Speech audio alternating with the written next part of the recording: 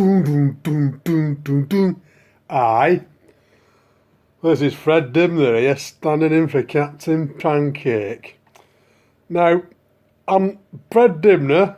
My name's Fred Dibnah. I'm the famous Bolton Steeple Jack, as seen on telly. Now, I'm standing for Captain Pancake tonight, but I've heard really disturbing rumours about him. He's thinking about changing his name to Captain Crepe. I mean, what the bloody hell's all that about? Captain Crepe?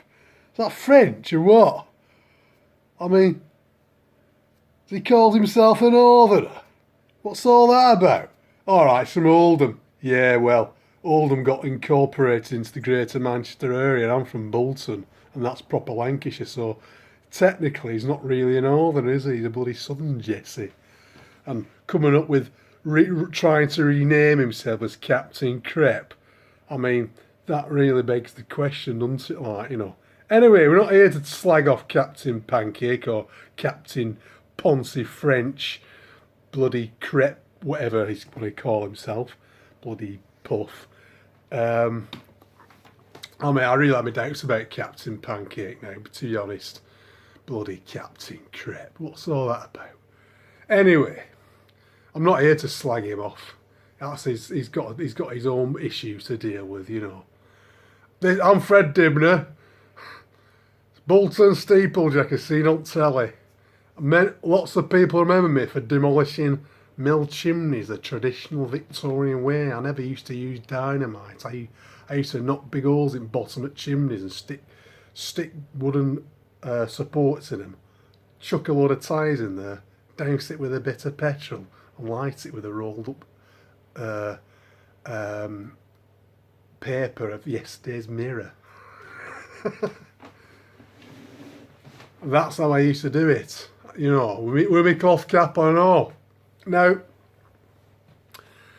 I've heard some rumours going about this that I was responsible for 9/11, you know.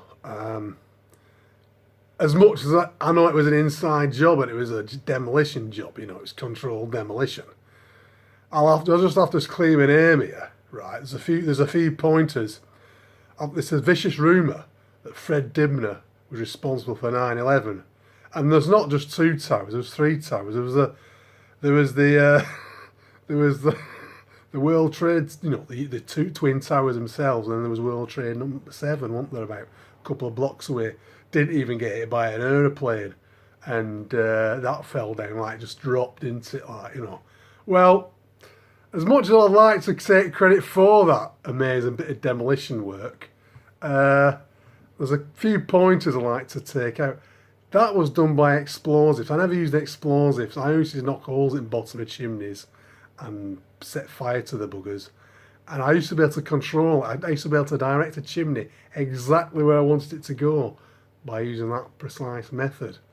Whereas the Twin Towers and World Trade number 7, they just went right down like that.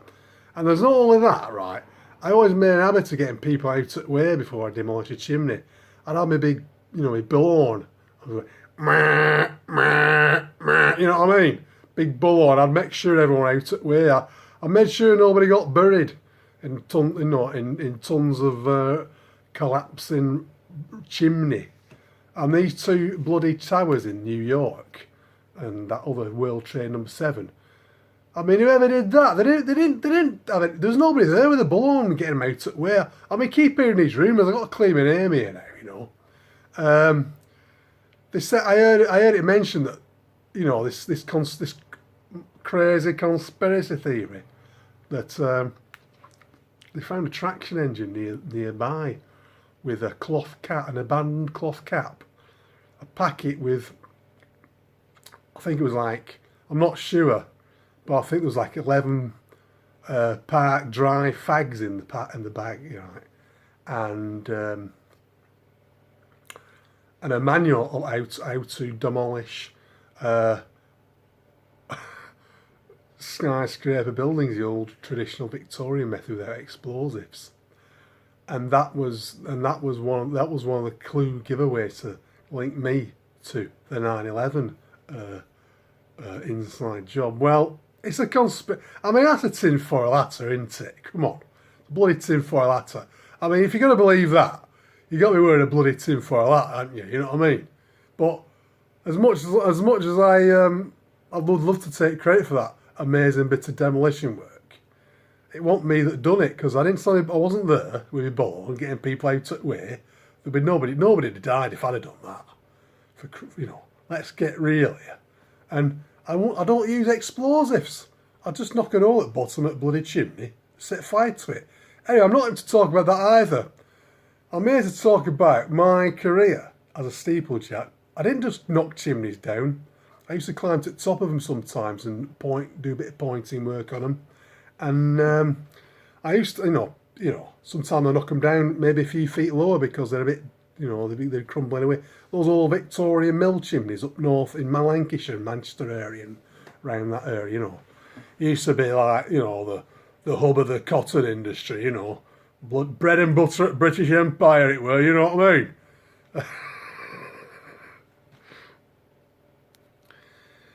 And, I used to, steeplejacks, and it's an old trade, isn't it? I mean, it goes back into the days that you were before there was cotton factories. Like, steeplejack means you go to the top of a steeple and fix a weather cockerel or whatever, put a bit of lead on it, or fix the roof of a church. And then it just progressed to mills and stuff when the mills started coming about, We used to go to top at mill towers and all that. And I've done loads of jobs, mate. I don't know. I've done the steeples of churches. I've done towers of town halls. I've done the towers of the old mills, and top at chimneys, putting ladders up to top at chimneys, fixing up scaffolding round tops at chimneys, and 400 feet up in air, and done my job. And then, of course, because I was on telly, I made my first documentary in 1979, and I become famous, didn't I? And Fred Dibnah, check my vids out.